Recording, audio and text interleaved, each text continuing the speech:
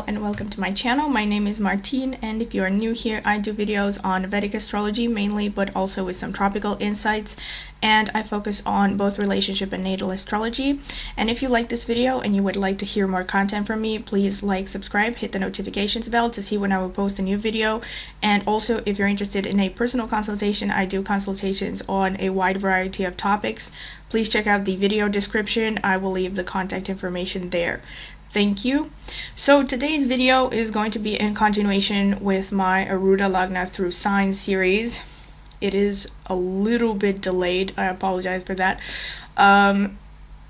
Before I get into it, once again, I remind you that if you don't know what the Aruda Lagna is, I remind you that it is not the same thing as the Lagna, so it's not the same thing as the ascendant. It is calculated in a simple way, and I suggest that you check out the video description. I will leave the link there to a video that I made a while ago. It's really short and concise, and it will tell you exactly what Aruda Lagna is and how to calculate your Aruda Lagna. So go ahead and watch that first, please. Thank you. And so to get straight into the description for Aruda Lagna in Sagittarius. And what does it mean when it comes to how people perceive you? So the first house being a Sagittarius means that people will generally see you as a person who is wise and positive and benevolent, so well-intentioned most of the times. They see you as justice-loving, educated, adventurous, both physically and intellectually adventurous. You are also someone who comes across as someone who has a very strong sense of justice, and maybe I mentioned this before, and also someone who has a good sense of humor. And you also just come across as someone who is maybe a little bit of a globetrotter, or someone who has this really kind of far-reaching, how should I put it, a far-reaching influence or aura. Like, you come across like a worldly person, like someone who has traveled a lot and has had a lot of different experiences, and now subsequently you are very wise because of your experiences. But generally, the first house of the Aruda Lagna is ruled by Jupiter, so generally people will tend to have a positive impression of you unless there are malefic planets influencing the Aruda Lagna, or the third from the Aruda Lagna, or the seventh house from the Aruda Lagna, in which case this might change considerably. So this is the general first impression. The second house falls in Capricorn, which, like I mentioned in the general descriptions, the second house shows how you come across when you speak, and how people think of you when they hear you speak. And second house being in Capricorn, it is ruled by Saturn, which is a malefic planet, which means that people actually might tend to perceive you more negatively when they hear you speak. So you might come across as emotionally cold, pragmatic, overly ambitious, materialistic, calculated. You might even come across people who call you a liar or think that you are a liar, or, they tend to trust you less when you speak for some reason. This is because, again, the second house is ruled by a malefic. Obviously, if you have malefics in the second house, this will be even further accentuated in a negative sense. If you have benefics in the second house, it might be changed completely for the good. So if you have Jupiter in the second house, for instance, people might love the way you speak, and they might trust you even more when you speak. But generally, you come across as a person of few words, let's say. But, so basically, you only speak when you have something to say. And, right, third house will fall into Aquarius. Now, if you remember the third house in the general descriptions or in previous descriptions, I mentioned that the third house is almost as important as the first house when it comes to your overall aura and the way that people perceive you, because the third house shows how others perceive your intentions, how they perceive your basic modus operandi. So how you go about achieving your goals, how you go after what you want. And your third house, unfortunately, is also ruled by malefics. which is not tragic because at the again, your ascendant, your Aruda Lagna, is ruled by Jupiter, which is the great benefic. But the third house will be ruled by Saturn and Rahu, falling in Aquarius. So when it comes to how you go about achieving your goals or going after what you want, you tend to come across as, for lack of a better word, weird. Or people will see you as something unusual, unorthodox, maybe foreign, eccentric, like in your way of doing things, or just different from the regular average person of your society. And again, unless there are benefic influences on the third, you might actually be perceived more in a negative sense. So you're going to be seen as more of a eccentric in a negative sense, rather than, a friendly eccentric, if that makes sense. Fourth house from the Aruda Lagna will fall in Pisces, which shows that your family of origin is thought of as having been tolerant, compassionate, spiritual, imaginative. So you are seen as someone who was nurtured very well. So you were you were given a lot of freedom as a child. You had parents who were tolerant, who gave you a lot of free reign, who encouraged your imagination, and basically encouraged you to be yourself. Your family might also be perceived as spiritual, religious, so they might be perceived as people who are religiously inclined, and also fond of travel, and also fond of anything connected to the sea or the ocean at large. Okay, or any kind of water-related activities or professions. The fifth house from the Aruda Lagna will fall in Aries, which shows that when it comes to the way you express yourself creatively, and when it comes to your hobbies, you are going to be perceived, and also your children, you're going to be perceived as a warrior-like, masculine, assertive, and you're going to be interested in things that have to do, you're going to be perceived to be interested in things connected to athleticism, leadership, things that are quite challenging both mentally and physically. So you are perceived as someone who just takes on challenges for fun, and just for the sake of competition. You're going to be perceived as someone who enjoys competition.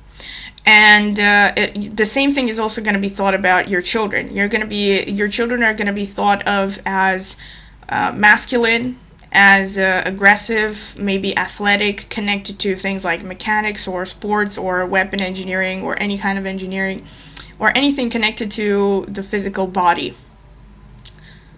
Could be physical therapist, could be athlete, or anything like that. Yeah, and they're also going to be perceived as generally somehow masculine, even if they are girls. Sixth house from the Aruda Lagna will fall in Taurus. The sixth house shows how you deal with your enemies, or how people perceive you to deal with your enemies, with competition, with your subordinates, and with your pets.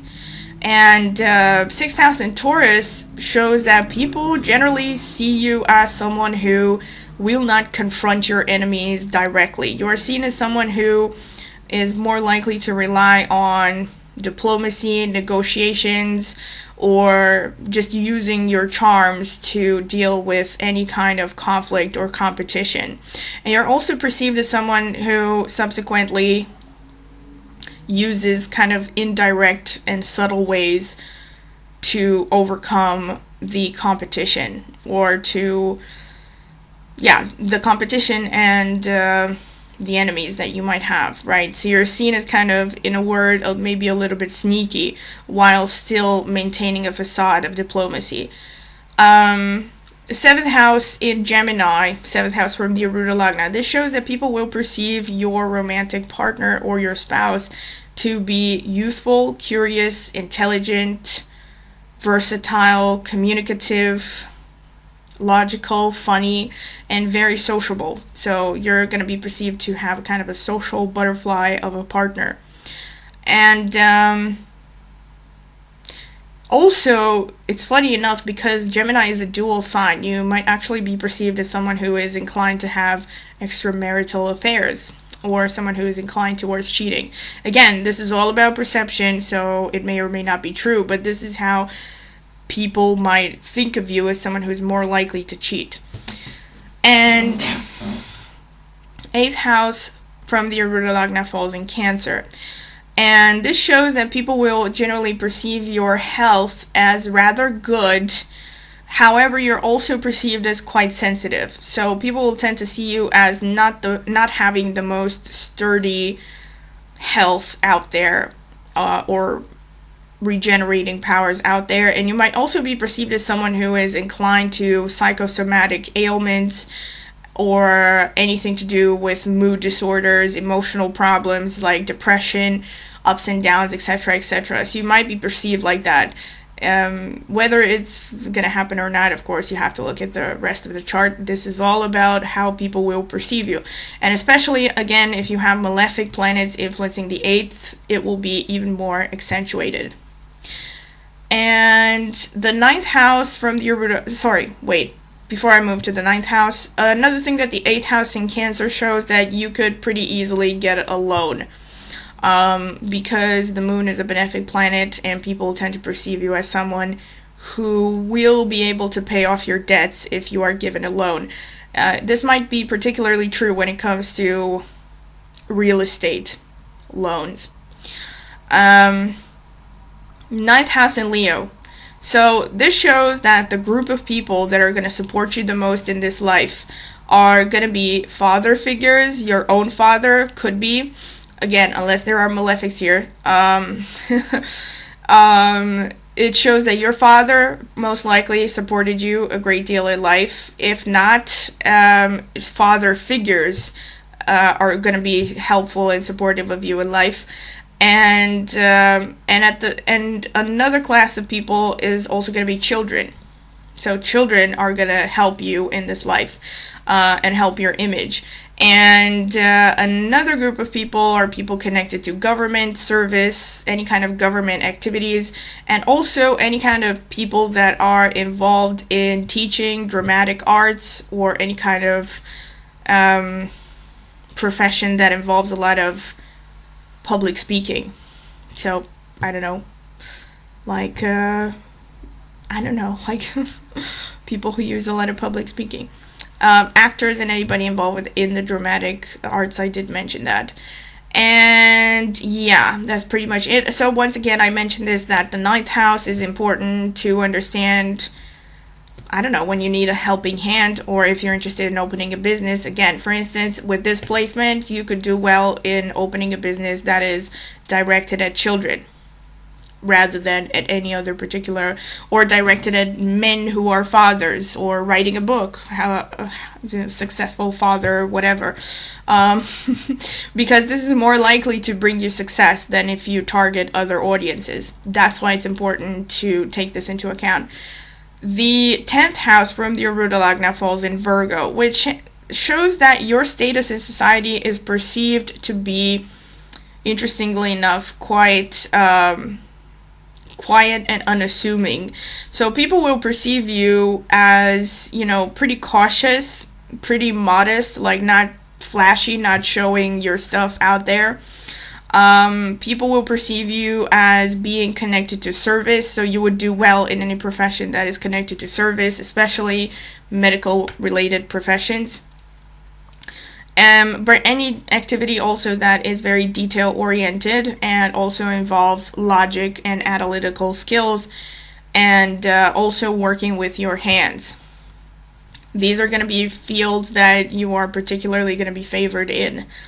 And you're going to get more opportunities if you go for these fields. And also veterinary stuff. So you could easily become a veterinarian with this placement. The 11th house from the Aruda Lagna falls in Libra, which shows that people will perceive your friend circle and your acquaintance circle and your older siblings to be refined and artistic and diplomatic And you might also be seen as someone who has more women friends rather than male friends. Not just any women friends, but particularly women who are rather young, or at least women who are not mothers. So women who are not mothers, basically, because once they have children, women are more signified by the moon rather than Venus, and Libra is ruled by Venus. That's why I say this. So the 11th house being ruled by Libra shows that people will perceive your friend circle and the people in your entourage to be pretty refined, intelligent, also quite well off, possibly, but artistic, refined, diplomatic, interested in or connected to areas of law and justice, the justice system, and any kind of fine arts. And you're also easily going to be able to make money out of inconstant sources of income. So things like sales, things like project-based work are actually potentially going to make you more money than a regular 9-to-5 fixed wage kind of job. The 12th house will fall in Scorpio. The 12th house from the Aruda Lagna, I mean. And this shows that your secret enemies are going to be male figures. Not just male figures, but male figures that are signified by Mars. So, young men, male peers, male brothers, male siblings, male brothers. Male siblings, or aka brothers, could also be anybody connected to the military. So the military could be your secret enemies. Connected to secret services, especially being in Scorpio. Any kind of occultists could be your secret enemies. Let me think, what else? Any kind of therapists, people who are psychotherapists could be. So this is pretty interesting to take into account, because if you have this Aruda Lagna and you're seeing a therapist, it could turn out that this person is secretly wishing you ill, or even without wishing you ill, having ill thoughts against you. They might be on some way hindering your progress rather than helping you. And secret enemies can also involve anybody connected to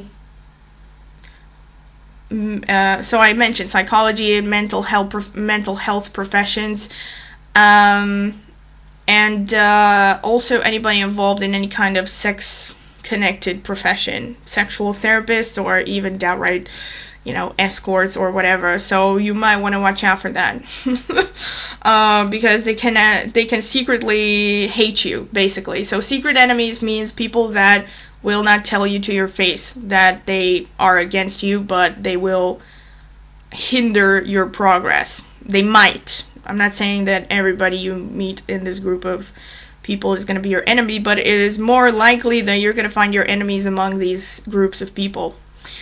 And you're also going to be perceived as someone who can easily acquire losses because of issues connected to any of the previously mentioned fields. So you could be seen as someone who is likely to incur losses based on your male peers. Maybe you're helping your male peers and you incur losses because of this. Maybe you get involved in the military, or somehow this create some kind of losses. Again, it could be that you're paying for sex workers and this creates losses, or therapists. So yeah, somehow all of this is going to be connected. Now, this is an interesting thing. I wanted to look at a few examples.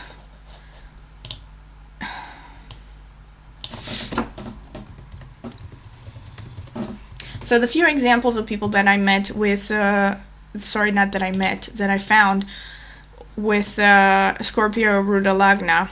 And now that I was giving the description, I got the urge to check this person's chart to check for some things. Bear with. Right. Very interesting. This is very interesting. Oh yeah, that makes sense. And yeah, the famous people that I meant that I came across are Charles Manson.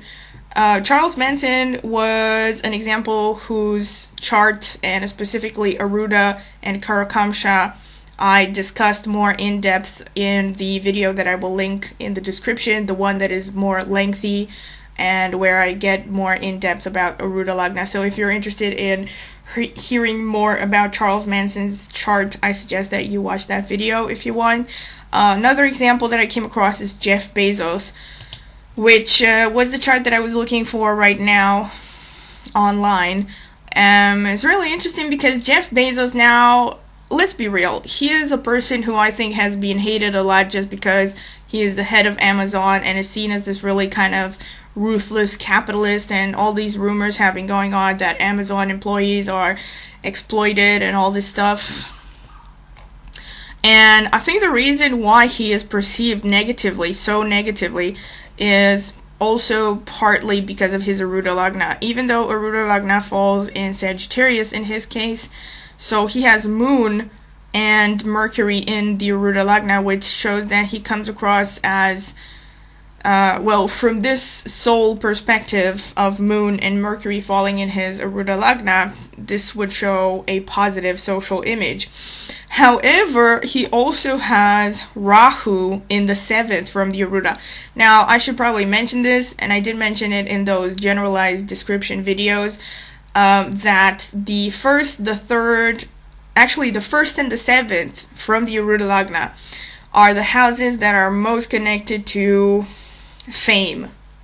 So not everybody has a tendency to be famous, but if you do have a tendency to be famous, it will be easily seen from the 1st and 7th house from the Aruda Lagna. If you become famous, it will be, these houses that show what you are famous for and how people perceive you at large. And in his case, he has Rahu in the 7th, which is a malefic. So anytime you have malefics in the 1st or the 7th from the Aruda, this shows that you are more likely to be perceived as a negative person, at least part of the time. Now, in his case, he also has benefics here. I mean, one benefic, the Moon. The Mercury is kind of neutral. It's neither malefic or benefic. But he has Rahu in the 7th, and he has Ketu in the 1st house in Sagittarius, which to me shows that he comes across as a really secretive person, first of all, very introverted, and slightly dubious in some way. Because Ketu there in the Aruda Lagna almost kind of gives him this kind of otherworldly sort of aura, almost, I think, when people see him. This is the impression that he gives, that he is just incredibly weird. And the 2nd house from the Aruda Lagna, he also has the Sun in the Aruda Lagna. So having the Sun, Moon, and Mercury in the Aruda Lagna is more than enough for him to become super famous and be known worldwide. But each of these means different things. So the Sun shows that he is definitely known as a leader, right? He comes across as a leader, as a boss, as, whatever you want to call him, a patriarchal figure if you want to go in that direction. And also the Moon and Mercury being there shows that he's going to be known for Mercury is literally the merchant. One of the ways that it's being described is the merchant. So it's understandable that he is known for having a business that is just selling things worldwide. The Moon being there also increases that fame, and Ketu just gives him this really weird kind of energy. And funny enough, Rahu, right, because he has Rahu in the 7th, Rahu rules technology, and he's known for an online business, right? I mean, it's not an online business, but you know what I'm saying, it's online selling, basically. So this is the 1st house, and his 2nd house has Mars in it, which further enhances a negative perception that people have of him. Now, whether he is actually a bad person, I haven't looked that deeply into his chart, but just looking at these planets here, it's easy to see why, number one, he is extremely famous, and number two, why he is actually perceived as a rather negative person. Not only does he have Mars, but he has Mars and Saturn, actually, in Capricorn, so in the second from the Aruda Lagna.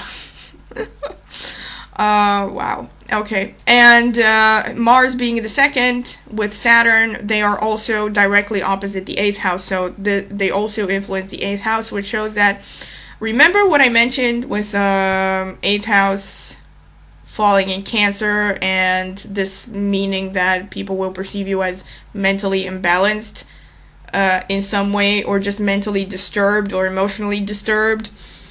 This might be heightened in his case because there are malefics looking at the 8th house. And another example that really caught my attention when I was doing a little bit of research is Adam Ant. I don't know how many of you have heard of him.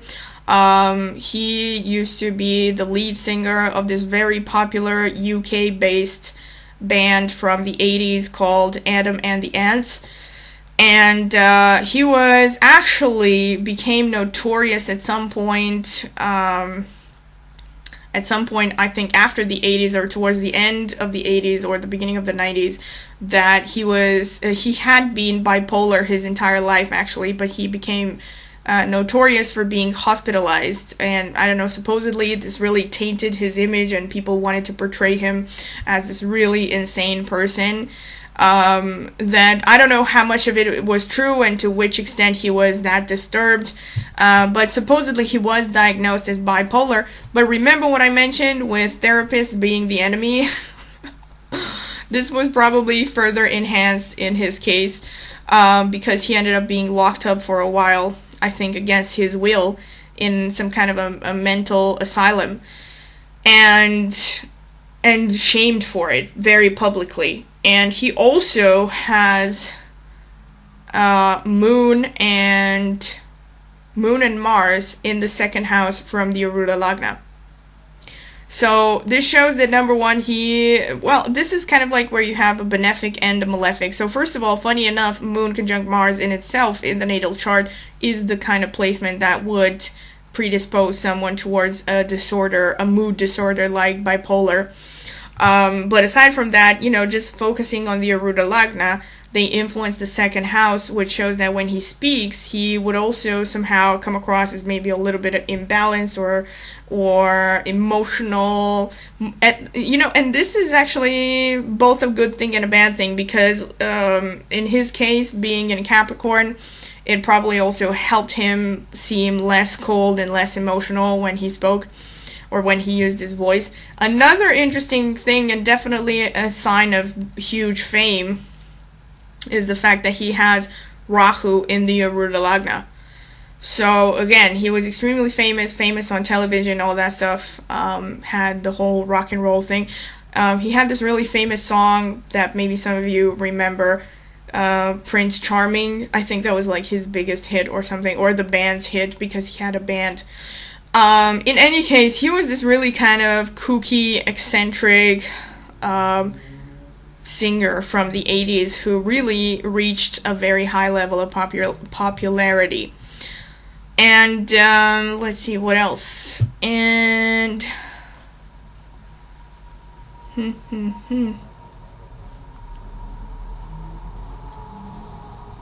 yeah, that's pretty much what I can say. Other examples that I haven't looked at in depth, really, are Jacqueline Kennedy Onassis and Demi Moore and Hugh Hefner. But I'm not going to look at all of these. I just looked at a couple just to get a little bit more in depth on the examples. But if you want to see like more detailed charts for any of these people, please comment in the comment section, and I will do a more extensive video based on, the astral profile of each famous person. depending on how requested they are. So this has been it. Once again, thank you. I hope you have found it useful. And if you liked it and if you want to see more content from me, please like, subscribe, hit the notifications bell to see when I post a new video. And if you're interested in a personal consultation, I do consultations on a wide variety of topics. Please check out the video description. I will leave the contact information there. Thank you.